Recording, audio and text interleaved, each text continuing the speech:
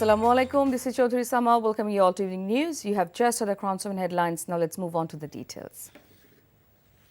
Chief Advisor Professor Mohammad Yunus said police's role is extremely important in ensuring that the upcoming national election is held peacefully. He also asked the force must remain vigilant so that defeated forces cannot destabilize the country. He made the remarks while addressing the inauguration ceremony of the 3-day-long police week today. He said restoring people's trust in police is not difficult, while the distance would be let up with the efforts from all levels. চলতি বছরের December থেকে আগামী বছরের জুনের মধ্যে দেশে ত্রয়োদশ সংসদ নির্বাচন অনুষ্ঠিত হবে। সেই নির্বাচন যেন সুষ্ঠু ও শান্তিপূর্ণ উপায়ে অনুষ্ঠিত হয়, সেজন্য পুলিশ সদস্যদের ভূমিকা খুবই গুরুত্বপূর্ণ। নির্বাচনে সকল প্রতিদ্বন্দ্বী প্রার্থীর প্রতি সমান আচরণ ও ভোটাররা যাতে নির্ভয়ে নির্বিঘ্নে নিজেদের ভোটাধিকার প্রয়োগ করতে পারে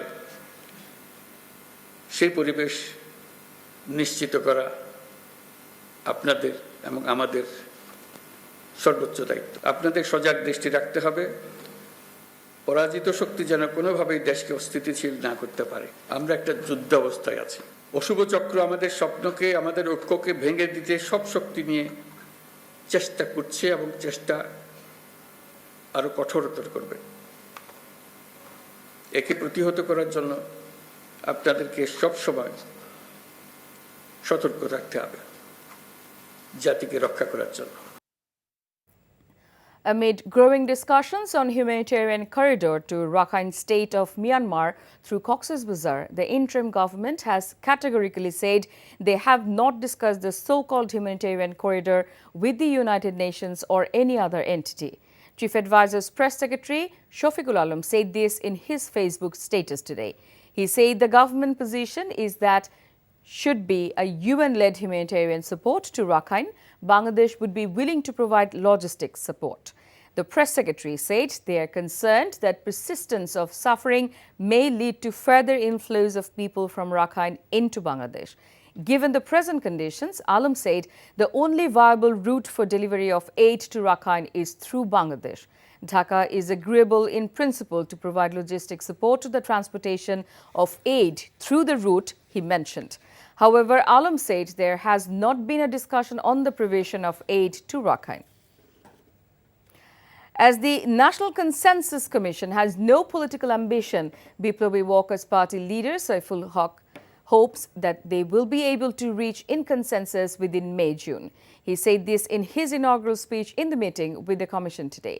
The Commission Vice President Dr. Ali Riyad said the Commission wants to prepare a charter so no one can become autocrat assuming power in future. আমাদের উদ্দেশ্য এক, আমরা চাই বাংলাদেশের মানুষ চান, যারা প্রাণ দিয়েছেন তাদের কাছে আমাদের অঙ্গীকার, তাদের কাছে আমাদের দায় হচ্ছে আমরা যেন এই সুযোগকে হাতছাড়া না করি, যেন আমরা প্রকৃতপক্ষেই রাষ্ট্র বিনির্মাণের প্রক্রিয়াটা শুরু করতে পারি। আগামী মে মাসের মধ্যে না হলেও আর্লি জুন আমরা দলগুলোর মধ্যে আলাপ আলোচনা করে বোঝাপড়া তৈরি করে আমরা ন্যূনতম জাতীয় ঐক্যের প্রশ্নে আমরা একমত হতে পারব এবং এটাই হবে এবারকার ছাত্র শ্রমিকদের অভ্যুত্থানের সবচেয়ে বড় একটা রাজনৈতিক অর্জন। Jamaat Islami Ami Dr. Shafiqur Rahman has called for unity in the national interest to build a human and prosperous Bangladesh. He made the appeal while addressing a mass contact program in Maulavi Bajar, Skulaura today. Dr. Shafiq said there are some mafia in the society who are providing arms and drugs to the students to use them for their personal interest. এমন একটা দেশ গড়তাম চাই যে দেশে মানুষ মর্যাদা পাইব তার গুণাগুণের ভিত্তিতে, তার কোয়ালিটি দেখিয়ে তার সমাজ তার যথাযথ জায়গায় সম্মান করতে বাধ্য হইব। সে কোন ধর্মের এটা বড় কথা নয়, এমনকি সে কোন দলের এটাও বড় কথা। CSC MM Nasiruddin has said the Election Commission is working to ensure the voting rights of expatriate Bangladeshis in the next parliamentary election, even if it is on a limited scale. He came up with the remarks while addressing a seminar on voting system development for diaspora Bangladeshis today. The seminar was organized to explore mechanisms for allowing Bangladeshi citizens living abroad to vote in the upcoming national election. But the CC stressed the EC cannot succeed without political consensus to support the effort. দেশ বিদেশ থেকে আমাদের এক্সপার্টিসরা যখন আমার সাথে দেখা করেন বা কোনো কল করেন, ওনারা সবসময় একটা দাবি জানান যে আমাদের একটা ভোটের ব্যবস্থা করেন। পৃথিবীর বিভিন্ন দেশে এটা আমারও কান্ট্রি ভোটিং আছে, অনেক দেশে আবার শুরু করে দে হ্যাভ রোল ব্যাক, পারে নাই নানা রকম সমস্যা। ইভেন আমাদের পাশের দেশ ইন্ডিয়া এখনো ইউনিভার্সিটি চালু করতে পারেনি। অনেক দেশ চালু করেছে, অনেক দেশ চালু করতে পারে নাই, বাট আমরা চালু করতে চাই অ্যাটলিস্ট সীমিত পরিসরে। আমরা চাই যে নেক্সট ইলেকশনে শুরুটা অন্তত হোক। The Anti-Corruption Commission has found evidence of corruption in the Bangladesh Sustainable Recovery, Emergency Preparedness and Response Be Strong project of the Local Government Engineering Department. The ACC's enforcement team disclosed this information following a raid at LGD's headquarters in Agargaon in the capital today. They revealed that 1,909 crore taka was allocated for the Be Strong project for 6 districts in the Chattogram division: Feni, Noakhali, Kumilla, Lokhipur, Chattogram and Brahmanbaria following the 2024 floods.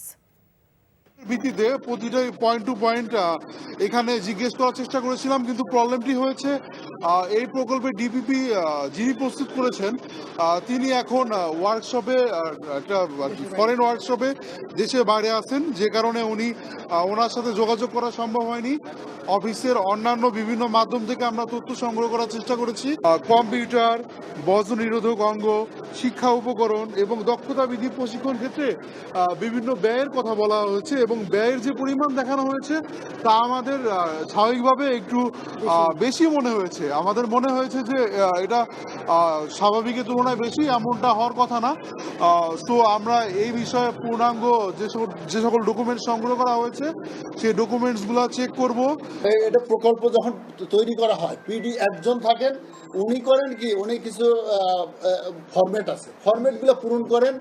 কার মাধ্যমে? ওই যে বললাম না যে একটা consultant farm আছে, তারা তথ্য সাপ্লাই দেয়, উনি সিদ্ধান্ত দেন আর একজন কম্পিউটার অপারেটর সেটা ফিল আপ করে। যেখানে অনিয়ম পাওয়া গেছে সাথে সাথে ব্যবস্থা নিচ্ছেন। এখানে ওনার কমিশনাররা আছেন, ওনারাও জানেন যে যেখানে যদি কোনো হয় সাথে সাথে সাসপেন্ড হচ্ছে, তারপরে ওনারা ব্যবস্থা নিতেছেন, আমাদের প্রশাসনিক ব্যবস্থা এটা হচ্ছে, এটা চলমান আছে। And that's all from the newsroom for now. To know updates, videos of this bulletin, visit our website www.ntvbd.com. Besides, visit our YouTube and verified Facebook page for updates over NTV's all popular programs and bulletins. Our next bulletin, Shundar Khabor, will be aired in Bangla at 7:30 p.m. Thank you for being with us. Have a good time.